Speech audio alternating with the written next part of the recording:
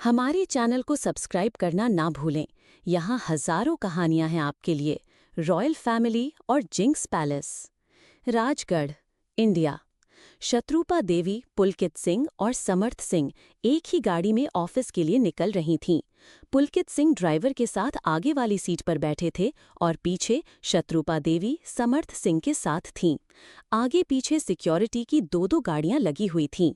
गाड़ी जैसे ही बुंदेला पैलेस के बाहर निकली, शत्रुपा देवी ने ड्राइवर से कहा, गाड़ी को पुराने पैलेस वाले रास्ते से लेकर चलो। 1 मिनट। ड्राइवर सबसे आगे चल रही गाड़ी को इंस्ट्रक्शन देने के लिए बटन दबाने जा रहा था तो समर्थ सिंह ने तेजी से उसे रोकते हुए कहा, पर बुआ सा, हम तो हमेशा ये वाला रास्ता यूज करते हैं। समर्थ सिंह बीच में रुकते अटकते हुए बोला, हम हमेशा ये वाला रास्ता यूज करते हैं, इसका ये मतलब नहीं कि वो रास्ता कभी भी यूज नहीं करेंगे।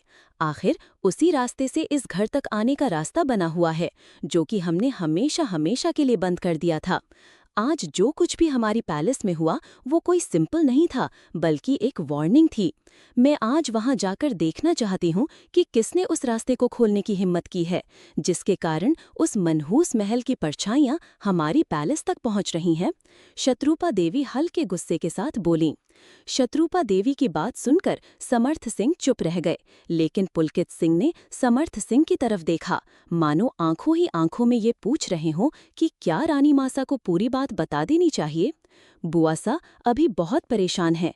ऐसे में जब उन्हें ये पता चलेगा कि ये सब कुछ विक्रम राणा सा का करवाया हुआ है, तब वो और परेशान हो जाएंगी। समर्थ सिंह की उंगलियां तेजी से उनके फोन पर मैसेज टाइप करने लगीं। ठीक है, लेकिन हम तब तक रानी माँ से ये बात छिपा सकेंगे। कल ही उस पैलेस में सर्वे के लिए ऑफिसर आ गए होंगे। लगता है कि आज से उन्होंने अपना काम भी शुरू कर दिया। जरूर कुछ वहां हुआ होगा, तभी तो पैलेस में भी इस तरह की घटनाएं होनी शुरू हो गई हैं। आज नहीं तो कल उन्हें सारी बातें पता चल ही जाएंगी, तो फिर हम क्या जवाब देंगे? अपने फोन पर टाइप करते हुए पुलकित सिंह ने समर्थ सिंह से पूछा, हमारे पास इस चीज का जवाब न कल था और न आज है। इस सारे मैटर का प्रॉपर रिप्लाई केवल विक्रम राणा सा ही दे सकते हैं। आखिर क्या सोचकर उन्होंने बार बार मना करने के बावजूद भी उस पैलेस से रिलेटेड वर्क में हाथ लगाया है, और उसके लिए हमें इस वीडियो कॉन्फ्रेंसिंग का इंतजार करना होगा। मैंने विकल्प को मैसेज कर दिया है। आज किसी तरह से विक्रम राणा सा को लेकर वो ऑनलाइन मीटिंग में पहुंचेगा। अब उसके रिप्लाई का इंतजार करने के अलावा हमारे पास कोई रास्ता नहीं है। समर्थ सिंह ने अपना मैसेज टाइप किया, ओके। इधर शत्रुपा देवी का ध्यान बिल्कुल भी समर्थ सिंह और पुलकित सिंह के बीच हो रहे इस मैसेज के कन्वर्सेशन पर नहीं था। उनका दिमाग कहीं और घूम रहा था और आंखें इस रास्ते पर लगी थीं। गाड़ी पुराने पैलेस वाले रास्ते की ओर जा रही थी। इसी रास्ते से उनका पुराना पैलेस दिखाई पड़ता था। जैसे जैसे पुराना बुंदेला पैलेस नजदीक आ रहा था, सुमित्रा देवी का दिल बेचैन होते जा रहा था। नए पैलेस के एक हिस्से से पुराना पैलेस साफ दिखता था, लेकिन उस तरफ की खिड़कियां भी हमेशा बंद रहती थीं कि कहीं से कोई उड़ता हुआ कोई परिंदा भी आकर न इस महल की खिड़की पर बैठ जाए। पुराने पैलेस के चारों ओर बड़े बड़े छायादार फलों के पेड़ थे और जिनमें स्वादिष्ट फल भी लगते थे, लेकिन वो सारे फल पेड़ पर ही सड़ गलकर खत्म हो जाते थे। किसी को भी उन्हें छूने की परमिशन नहीं थी। बुंदेला पैलेस की रॉयल फैमिली तो अपने डर से उस पैलेस और उसकी चीजों से ही दूर रहते थे। गांव वालों के साथ इतनी दर्दनाक घटना लगातार होने लगी थी कि सबके दिल में डर सा बैठ गया था। कोई अगर बच्चा भी उस पैलेस से एक फल भी तोड़ लेता था तो जाने कैसे एक छोटा सा कीड़ा उस फल से होते हुए उस बच्चे के पेट में चला जाता था, और धीरे धीरे जब तक कोई समझ पाता या फिर वो बच्चा किसी से बता पाता कि उसके पेट में दर्द हो रहा है, ये कीड़ा पूरी तरह से उस इंसान को अंदर से खोखला कर देता था और एक दिन बाहरी चमड़ा फट जाता था और बिलबिलाते हुए सैकड़ों कीड़े उस इंसान के शरीर से निकलने लगते थे, जिससे उस इंसान की बहुत ही दर्दनाक मौत हो जाती थी। इस कारण सबने उस पैलेस का नाम ही जिंक्स पैलेस रख दिया था, मनहूस महल। और उस मनहूस महल की परछाई से गांव वाले भी धीरे धीरे पूरी तरह से दूर हो गए थे। शत्रुपा देवी के दिमाग में पुरानी चीजें बिल्कुल एक फिल्म की तरह चल रही थीं। एक खूबसूरत रॉयल फैमिली थी, एक हंसता खेलता परिवार, भरा पूरा परिवार। जब शत्रुपा देवी इस परिवार में आई थीं, शत्रुपा देवी मात्र 8 साल की उम्र में शादी करके राजगढ़ की रानी बनकर इस राजगढ़ पैलेस में आई थीं। तब उन्हें अपनी दादी सास के मुंह से इस घर की परंपरा, रीति रिवाज की जानकारी के साथ साथ एक वार्निंग भी मिली थी। उस पुराने पैलेस की तरफ जाना तो दूर, देखना भी नहीं है। शत्रुपा देवी ने समझते हुए हामी सिर हिला दिया। सब कुछ ठीक ठाक चल रहा था। दादी सास की बात को पत्थर की लकीर समझकर शत्रुपा देवी ने कभी भी उस पैलेस की तरफ नजर भी नहीं उठाई। लेकिन जब इस पैलेस के राणा, उनके पति राणा शमशेर प्रताप सिंह बुंदेला ने तो विदेश में पढ़े लिखे होने के कारण वो इन सब बातों को नहीं मानते थे। शत्रुपा देवी के समझाने पर भी उन्होंने उनकी बात नहीं सुनी और इसे उनका केवल मेंटल डिसऑर्डर बताया, एक ब्लाइंड फेथ। और इन सारे अंधविश्वास को नकारते हुए एक बार उस पैलेस में जाने की और वहां से जुड़ी चीज को साफ करवाने की गलती उनसे हो चुकी थी। हर हर महादेव। हमारे चैनल को सब्सक्राइब करना ना भूलें। यहाँ हजारों कहानियां हैं आपके लिए। जब इस पैलेस के राणा, उनके पति राणा शमशेर प्रताप सिंह बुंदेला बने तो विदेश में पढ़े लिखे होने के कारण वो इन सब बातों को नहीं मानते थे। शत्रुपा देवी के समझाने पर भी उन्होंने उनकी बात नहीं सुनी और इसे उनका केवल मेंटल डिसऑर्डर बताया, एक ब्लाइंड फेथ। और इन सारे अंधविश्वास को नकारते हुए एक बार उस पैलेस में जाने की और वहां से जुड़ी चीज को साफ करवाने की गलती उनसे हो चुकी थी, जिसका रिजल्ट इतना भयंकर निकला कि राणा शमशेर सिंह बुंदेला को अपनी जान देकर उसकी कीमत चुकानी पड़ी थी, जिसका नतीजा उनके साथ साथ उनके पूरे परिवार ने बुरी तरह से भुगता। अब शत्रुपा देवी उस पैलेस को लेकर बहुत सतर्क रहती थीं। इसी पैलेस की मनहूसियत ने उनके हंसते खेलते परिवार को डस लिया था, पहले पति को, फिर बाद में बेटे और बहू को। इसलिए उन्होंने उस पैलेस तक जाने वाले सारे रास्ते बंद करवा दिए थे। शत्रुपा देवी ने जानबूझकर अपना कमरा पैलेस के उस साइड में बनवाया था जहां से कि इस महल की परछाई भी इस पैलेस तक ना आ सके। अब तो महल में आने वाले हर एक सर्वेंट को भी वार्न किया जाता था कि वो पुराने पैलेस के साए से भी दूर रहे, वरना उसकी नौकरी उसी समय खत्म कर दी जाती थी। शत्रुपा देवी उस पुराने पैलेस की धूल और मिट्टी जैसी चीज से भी दूर रहना चाहती थीं। ये नया पैलेस पूरी तरह से नया बनवाया हुआ था, जिसमें कि उस जिंक्स्ड पैलेस की एक चीज भी नहीं थी। आज भी उस पैलेस के सारे कीमती फर्नीचर को कौन कहे, उस पुराने जमाने की सॉलिड हीरे, मोती और सोने के करोड़ों रुपए की मार्केट वैल्यू वाले गहने जैसी कॉस्टली चीजें भी उस जिंक्स्ड पैलेस में बंद थे। कभी भी रॉयल फैमिली ने न उस चीज को छुआ और न ही उस पर अपना कोई अधिकार दिखाया। आज भी गाड़ी में पर्दे लगे हुए थे, शीशे भी काले रंग के थे। लेकिन जाने क्यों आज शत्रुपा देवी को अपने पुराने पैलेस को देखने की इच्छा जग रही थी। ऐसा लग रहा था जैसे उनकी सारी बेचैनी का जवाब इसी पैलेस में छुपा हुआ है, उस पैलेस में जिसका अध्याय वो आज से 17 साल पहले पूरी तरह से बंद कर चुकी थीं। उन्होंने कभी भी ये जानने की कोशिश नहीं की कि आखिर क्या राज छुपा हुआ है इस पैलेस में, क्योंकि जब कभी भी इस जिंक्स्ड पैलेस के राज को जानने की कोशिश किसी ने भी की थी, उसने बहुत दर्दनाक तरीके से मिस्टीरियस मौत पाई थी। अपने पोते विक्रम के लिए, सिर्फ और सिर्फ उसके सिक्योरिटी के लिए, उसे इस जिंक्स्ड पैलेस के साए से दूर रखने के लिए शत्रुपा देवी ने इस पैलेस का हर एक रास्ता बंद कर दिया था।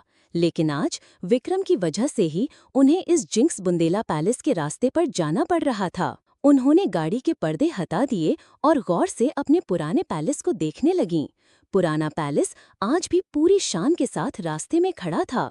कोई एक नज़र अगर इस पैलेस को देख लेता तो बस देखते ही रह जाता था। करीब 50 एकड़ जमीन पर बना हुआ ये बुंदेला पैलेस आज भी बुंदेला की शान का जीता जागता नमूना था, जो कि सिर्फ अपनी बनावट से ही उनके पूर्वजों के ठाठ और उनके लिविंग स्टैंडर्ड को बताने के लिए काफी था। शत्रुपा देवी ने अपने पुराने पैलेस को एक गहरी सांस छोड़ी। वो अभी दूर से ही इस पैलेस को देख रही थीं कि अचानक उनकी आंखों के आगे अंधेरा सा छाने लगा।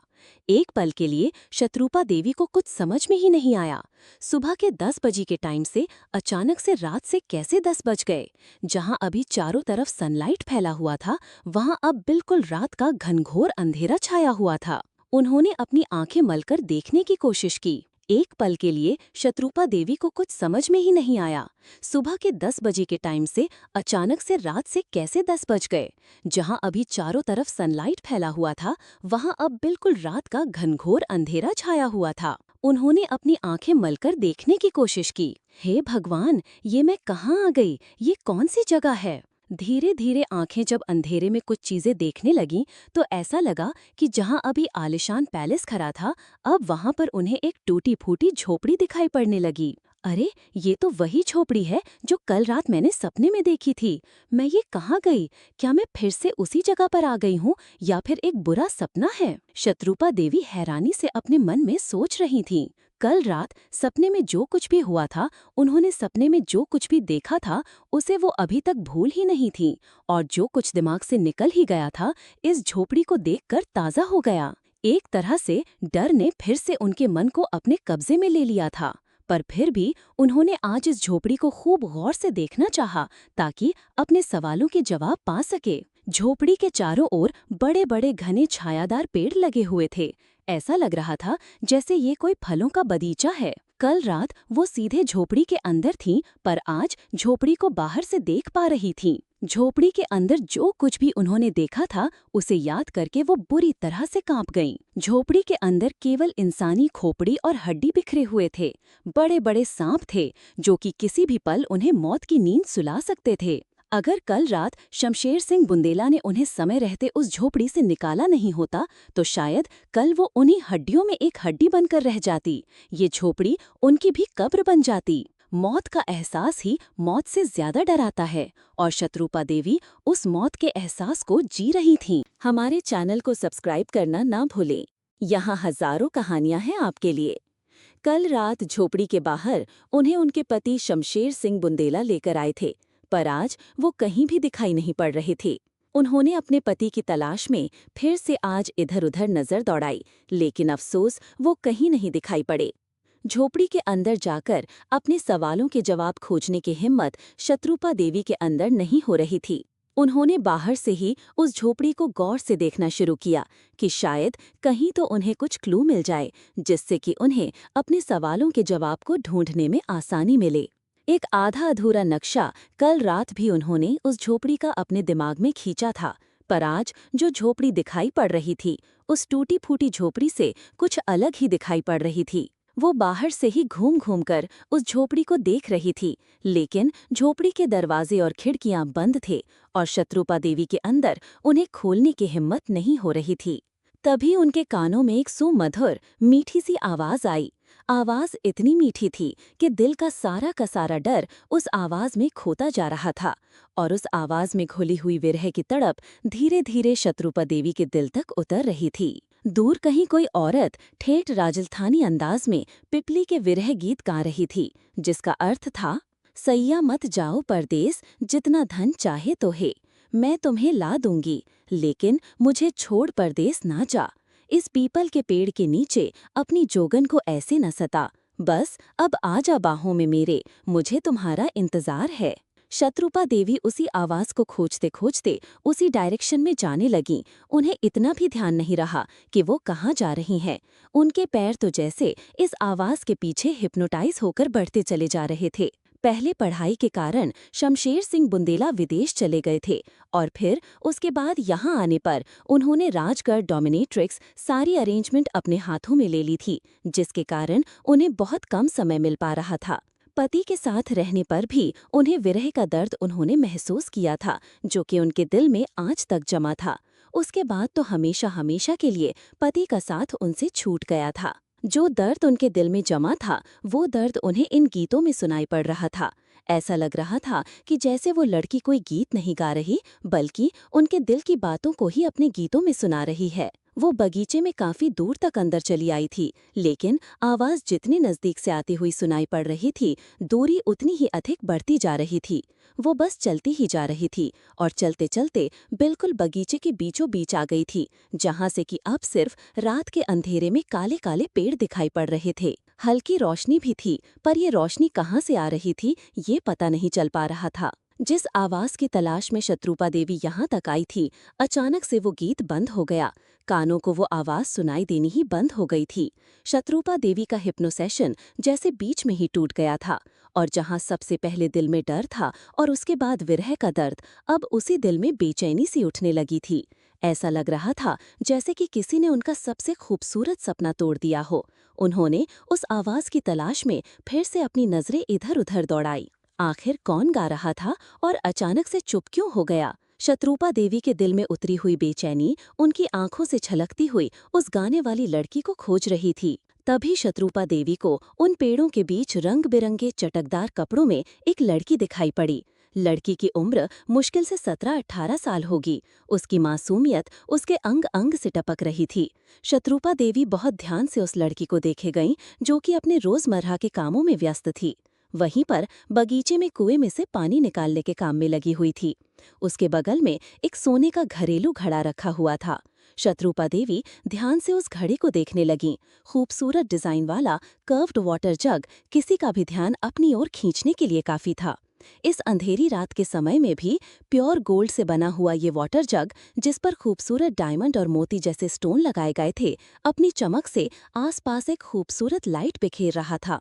इस घड़े को चमकने के लिए अलग से कहीं लाइट की जरूरत नहीं थी। इसकी खूबसूरत काफी थी, और ऊपर से उस लड़की का दूधिया गोरा रंग, दोनों कहीं से भी इस अंधेरी रात का हिस्सा नहीं मालूम पड़ रहे थे। माना कि लड़की बहुत खूबसूरत लग रही है, पर अपने पहनावे से एक साधारण परिवार की ही लगती है।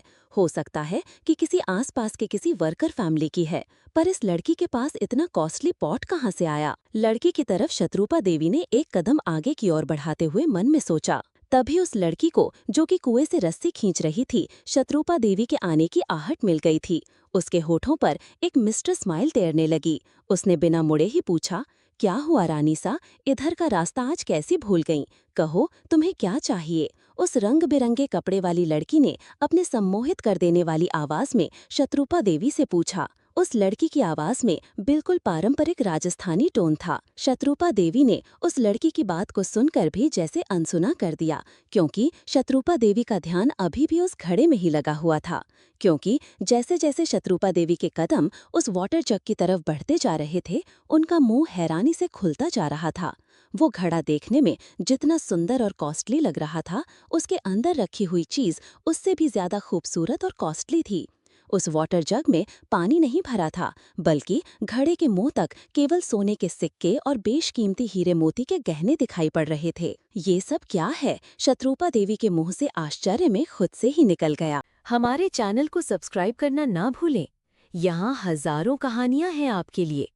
ये सब क्या है? शत्रुपा देवी के मुंह से आश्चर्य में खुद से ही निकल गया। बोलो ना रानी सा, क्या चाहिए तुम्हें? शत्रुपा देवी की हालत देखकर लड़की को तो जैसे मजा आ रहा था। उसे जैसे इस चीज का फुल कॉन्फिडेंस था कि ऐसा ही होगा। लेकिन फिर भी उसने दोबारा पूछा, ये सब क्या है? पानी रखने वाले घड़े में गहने और सिक्के। शत्रुपा देवी के होठों से बहुत मुश्किल से ये वर्ड्स निकले, क्योंकि गहने और सिक्कों की चमक उनकी आंखों में भर रही थी, जिसने उनकी आंखों के साथ साथ होठों को भी जैसे खुला छोड़ दिया था। हालांकि वो राजगढ़ रियासत की रानी थी, प्रॉपर्टी और गहनों की उनके पास कमी नहीं थी। उनकी तिजोरी में आज भी एक से एक एक्सपोर्टेड डायमंड्स के जेवर भरे हुए थे। लेकिन जो गहने उस वाटर जग से बाहर झांकते हुए दिखाई दे रहे थे, उनकी कारीगरी आंखों में एक आश्चर्य सी भर रही थी। शत्रुपा देवी ने अपनी पूरी लाइफ में इतने खूबसूरत गहने नहीं देखे थे। अभी तो उन्होंने उन गहनों को हाथ में लेकर देखा भी नहीं था। वो ज्वेलरी अभी भी उस घड़े में ही थी, लेकिन जितना पार्ट बाहर दिख रहा था वो गजब खूबसूरत था। ना जाने किस डिजाइनर ने अपनी एक्सपेंसिव कलेक्शन में इन ज्वेलरीज को बनाया था। क्या हुआ रानी सा, बहुत खूबसूरत है ना, तुम्हें चाहिए?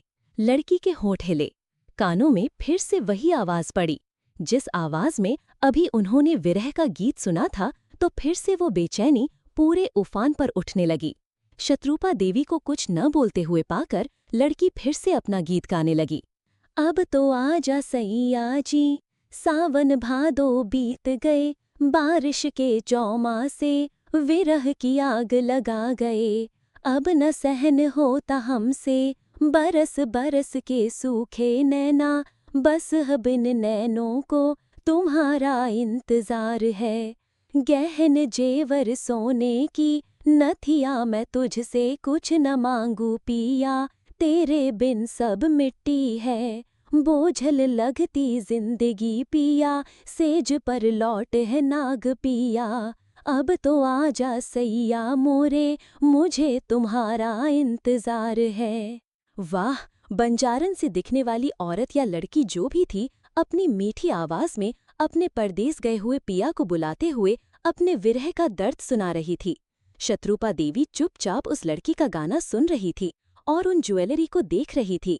सच्ची कह रही है ये लड़की, जब पिया साथ ना हो तो इन गहनों का क्या मोल। शत्रुपा देवी की तिजोरी में भी एक से एक गहने भरे पड़े थे। पति का साथ छूट जाने के बाद जिन्हें कभी शत्रुपा देवी को पहनना तो दूर, देखने की भी इच्छा नहीं होती थी। शत्रुपा देवी के दिल में कहीं न कहीं अब ये बात बार बार उभर कर आ रही थी। क्या प्यार की कीमत पैसों से लगाई जा सकती है? गहनों को देखते हुए शत्रुपा देवी ने अपने दिल में सोचा, ऐसे क्या देख रही है रानी सा, सब तुम्हारे ही हैं, जो चाहे ले जा सकती हो। लड़की मुस्कुराते हुए बोली। शत्रुपा देवी एक शौक से उभरती नहीं थी कि दूसरा शौक सामने आकर खड़ा हो जाता था। शत्रुपा देवी लड़की की बात सुनकर हैरान रह गई थी। उन्होंने लड़की की तरफ हैरानी से देखा, जो कि शायद कुएं से एक बार पानी खींच चुकी थी या फिर अभी तक खींचते ही चली जा रही थी। पता नहीं उसकी बाल्टी कुएं में कितनी गहराई पर थी। ये क्या बोल रही हो? मेरी ज्वेलरी यहाँ कैसे आ सकती है? शत्रुपा देवी तेजी से बोल गई। धीरे धीरे रानी साहिबा, ये जो रुपए पैसे और गहने की बात है ना, उसके बारे में इतनी जोर से नहीं कहा जाता, वो भी रात के समय में। आवाज दूर तक जाती है। इन चीजों को देखने के बाद किसी का भी ईमान अपनी जगह पर नहीं रहता। लड़की ने राजदारी से शत्रुपा देवी की तरफ झुकते हुए कहा। लड़की की बात कहीं ना कहीं सही थी, लेकिन शत्रुपा देवी के मन में इन गहनों को लेकर कोई लालच नहीं आया था। उनके दिल में तो अभी भी उसकी आवाज में छुपा हुआ विरह का दर्द ही अपना डेरा डाले बैठा था। उसकी बात सुनकर उन्होंने अब लड़की की तरफ ध्यान से देखा, जो कि नाक तक घूंघट में ढका हुआ था। लेकिन फिर भी उसके खूबसूरत लाल होंठ और उस पर खेल रही बड़ी सी नथ, जिस पर एक नारंगी रंग का डायमंड लगा हुआ था, साफ साफ दिखाई पड़ रही थी। लड़की जब बोलती थी तो उसके होंठ ऐसे मिल रहे थे जैसे कि दो गुलाब की लाल लाल पंखुड़ियां। लड़की के होठों से अंदाजा लगाया जा सकता था कि लड़की बहुत ही खूबसूरत है। फिर अचानक से एक ठंडी हवा चली, एक तेज ठंडी हवा का झोंका। ऐसी ठंडी हवा जिसने न सिर्फ आसपास के शांति से सो रहे पेड़ों के पत्तों में सरसराहट की आवाज पैदा कर दी, बल्कि शत्रुपा देवी के पूरे बदन को बर्फ से नहला दिया था। ओहो, कितनी बार मना किया है कि जब मैं किसी से बात कर रही होती हूँ तो बीच में मत दखल दिया करो, मुझे गुस्सा आता है। कहते हुए लड़की ने धीरे से अपना घूंघट ऊपर किया। लड़की की आवाज में उतरे हुए गुस्से को शत्रुपा देवी ने भी महसूस किया, और जाने क्यों उन्हें इस आवाज की तेजी अच्छी नहीं लगी। एक तो ठंडी हवा ने शत्रुपा देवी को जैसे स्टैचू में बदल दिया था, और ऊपर से इस लड़की का रूप। जैसे ही उनकी नजर लड़की के खूबसूरत चेहरे पर पड़ी, उनकी आंखें आश्चर्य से और फैल गईं। इतनी खूबसूरत लड़की उन्होंने आसपास अब तक कहीं नहीं देखी थी। एंटरटेनमेंट और ग्लैमरस वर्ल्ड से उनका अच्छा खासा रिलेशन था। वैसे भी उनकी पूरी फैमिली बिजनेस वर्ल्ड और कॉरपोरेट सेक्टर में थी, पर इस लड़की की खूबसूरती ने तो अच्छे अच्छे मॉडल्स को पीछे छोड़ दिया था। थोड़ी सी मेहनत करने की जरूरत है और ये लड़की टॉप A1 क्लास की मॉडल बन जाएगी। शत्रुपा देवी के मन में सबसे पहला यही ख्याल आया। लेकिन ये लड़की है कौन? हमारे चैनल को सब्सक्राइब करना ना भूले। यहाँ हजारों कहानियां हैं आपके लिए। थोड़ी सी मेहनत करने की जरूरत है और ये लड़की टॉप A1 क्लास की मॉडल बन जाएगी। शत्रुपा देवी के मन में सबसे पहला यही ख्याल आया, पर ये लड़की है कौन और यहाँ क्या कर रही है? शत्रुपा देवी अभी अपने मन में उस लड़की से पूछने के लिए सोच ही रही थी कि जैसे लड़की को तो उनके मन की बात पता चल गई। शत्रुपा देवी कुएं के नीचे खड़ी थी और लड़की कुएं के बिल्कुल पास। उसने कुएं में लगी हुई आधी रस्सी वहीं छोड़ दी और बिल्कुल हवा की तरह शत्रुपा देवी के पास आकर खड़ी हो गई। लड़की के पास आते ही शत्रुपा देवी का पूरा बदन ठंड से कांपने लगा।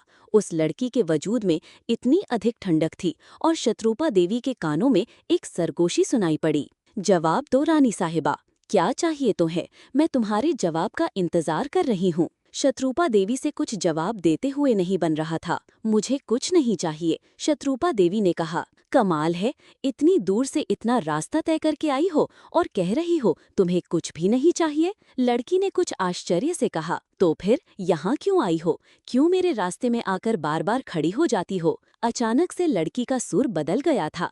उसने जैसे डांटते हुए शत्रुपा देवी से पूछा। उसकी बोलने का अंदाज ऐसा था जैसे कि शत्रुपा देवी ने यहाँ आकर मानो बहुत बड़ी गलती कर दी हो। आज तक किसी ने भी शत्रुपा देवी से इस टोन में बात नहीं की थी, इसलिए शत्रुपा देवी को उसका लहजा बहुत बुरा लगा।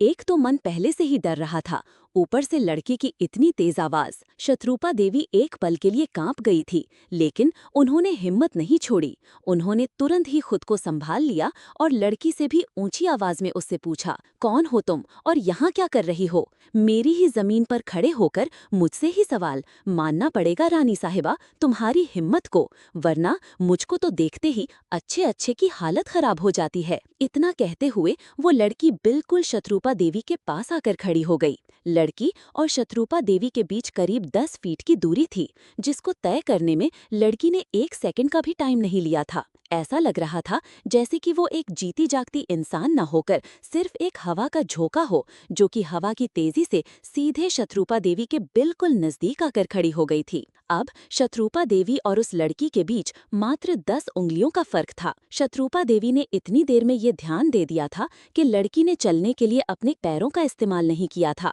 बल्कि उसके पैर उसके घाघरे के नीचे से बिल्कुल दिखाई नहीं दे रहे थे। इसका मतलब था कि ये लड़की कोई इंसान थी ही नहीं, एक हवा थी, ठंडी हवा का झोंका।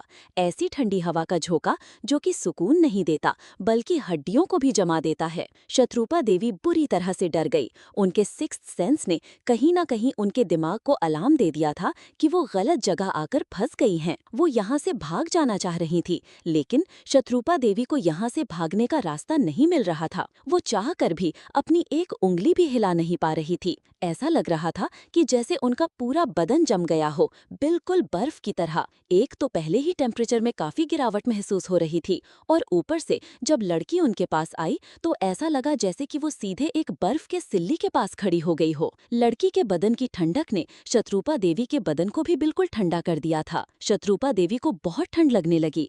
एक तरह से उनका पूरा बदन डर और ठंड से कांपने लगा था। क्या हुआ रानी साहिबा, तुम तो कांपने लगी? ठंड लग रही है क्या, या फिर मुझसे डर लग रहा है? लड़की ने शत्रुपा देवी के आंखों में देखने की कोशिश करते हुए कहा। ना चाहते हुए भी शत्रुपा देवी की आंखें उस लड़की की तरफ उठ गई, और आंखों के मिलने की देरी थी। लड़की के आंखों के हिप्नोटाइजेशन ने शत्रुपा देवी को बांध लिया। शत्रुपा देवी ने गौर से उसकी आंखों में देखा। उसकी आंखों में कुटिलता की चमक के साथ साथ मौत की ठंडक थी। शत्रुपा देवी से कुछ भी कहते बन नहीं रहा था। ऐसा लग रहा था कि जैसे जीभ भी चिपक गई हो। लड़की ने अपनी दोनों बाहें फैला ली और शत्रुपा देवी के चारों तरफ घूम घूम कर गाने लगी। अब तो आजा राणा जी, इस पूस के ठंडी रातों में जलती दिल में जेठ की आग है। इस पीपल के पेड़ के नीचे जम गए मेरे दिन रात पिया, बस अब इन नैनों को तुम्हारा ही इंतजार है। लड़की झूम झूम कर गा रही थी और नाच रही थी। जैसा कि आमतौर पर राजस्थानी नृत्य घूमर होता है, उसी तरह से वो घूम रही थी। शत्रुपा देवी को उसके इस घूमर को देखकर चक्कर से आ रहे थे, लेकिन वो लड़की उतनी ही हवा की तरह तेजी से घूमती हुई नाचती चारों ओर घूम रही थी, जिसको देखकर ही शत्रुपा देवी को चक्कर आ रहे थे, लेकिन उसे चक्कर नहीं आ रहे थे। नाचते नाचते पर लड़की बिल्कुल हवा में घुल सी गई। अब शत्रुपा देवी चाह कर भी अब उस लड़की को देख नहीं पा रही थी, क्योंकि वो इतनी तेजी से एक हवा के बवंडर की तरह घूम रही थी, जैसे कि समुद्र में उठ रहा चक्रवाती तूफान, जो कि अपनी परिधि में आए हुए हर एक चीज को अपने अंदर समेट कर घुमा लेता है। शत्रुपा देवी को अब अपना वजूद भी उसी चक्रवात के लपेटे में महसूस हो रहा था, और उतनी ही तेजी से अब शत्रुपा देवी का सर भी चकरा रहा था। लड़की के नाचने के साथ ही उसकी आवाज में अब एक अजब तरह की घुंघरू की आवाज माहौल में फैल रही थी।